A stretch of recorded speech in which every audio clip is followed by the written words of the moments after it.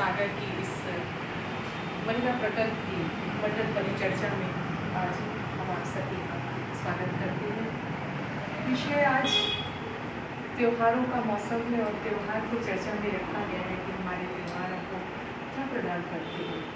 और भारत एक त्योहारों से सुसज्जित देश है और हमको ये जानना भी पड़ेगा और मानना भी पड़ेगा कि हिंदू संस्कृति इस प्रकार की संस्कृति है जहाँ विज्ञान सबसे ऊपर है।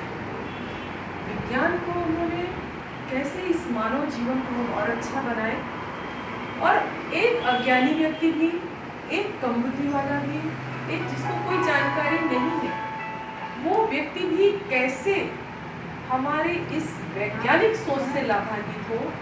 इसलिए हमने सारे त्योहारों को विज्ञान सम्मत बनाया, नए नए शोध के द्वारा करके उनको त्योहार के रूप में परिणित किया गया।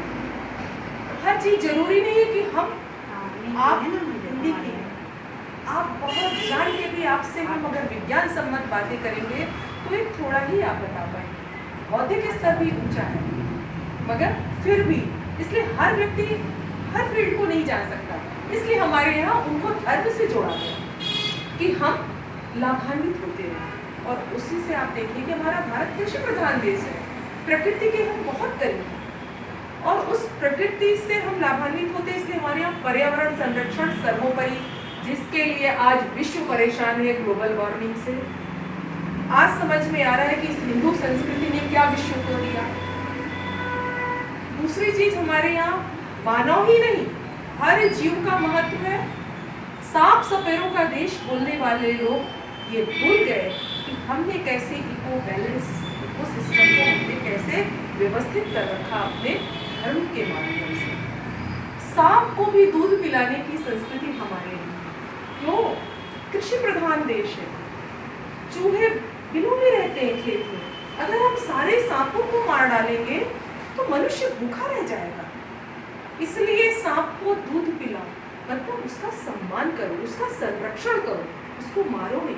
क्योंकि चूहों को तो आपके वही अपना भोजन ग्रहण करता है, सर्प ही ग्रहण करता है, तो आपके अनाज को घटने से तो वही रोकता है। नहीं तो किसान तो सब कुछ करने के बाद भी पूरा देश भूखा रह जाएगा। उसके साथ साथ आप देखिए हमारे यहाँ हर छोटी छोटी चीज को, यहाँ जो त्योहार हमारे यहाँ फसलें बहुत अच्छी आए तो त्योहार, केले के पेड़ का पूजन विष्णु के लिए।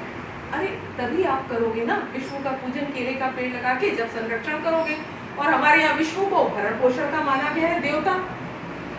विष्णु जो है किसी को भूखा नहीं रहने देते। अब आप कितनी भी भूख लगी हो, एक केला खाइए तो उसकी ऊर्जा देखिए आप कैसे क्या होती है। तो पूजन तो तभी करोगे जब संरक्षण होगे। नीम, पीपल, बरगद, यहाँ तक कि कटीले से कटीला पेड़ एक दिन पूजा जाता है। अभी भैया बीज का त्योहार आएगा, हम सब फट कटैया के कांटे को तोड़ के भाई के जीवन के लिए मंगल कामना करते हैं, दीर्घायुष्य की कामना करते हैं। क्यों?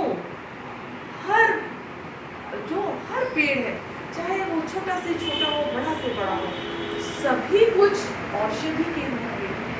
हमें जरूरी नहीं हर चीज का ज्ञान हो, सीमाएं।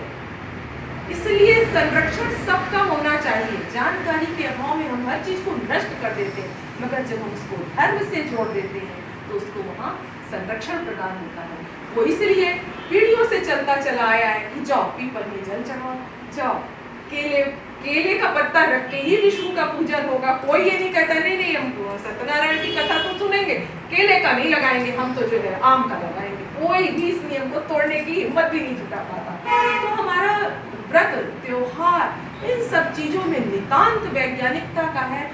इस विषय पे बात करें तो वो तो एक एक त्योहार को लेंगे तो कहिए न जाने कितने घंटे बोल सकते हैं।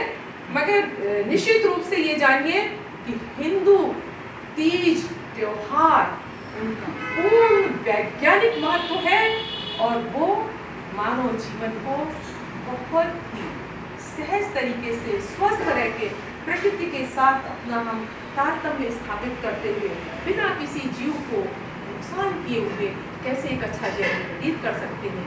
ये एक जीवन शैली है। इसलिए हम सबको इन 30 त्योहारों को उसमें से रूढ़िवादिता जो आई है उसको अलग करते हुए वैज्ञानिकता को पूर्णतः धारण करते हुए निश्चित रूप से इन त्योहारों को हम भी मनाते हैं और हम सबको आगे की जनरेशन को प्रोत्साहित भी करना चाहिए। हम उनसे कटे नहीं क्योंकि बहुत कुछ छूट जाएगा। इस अवसर पे आप सभी को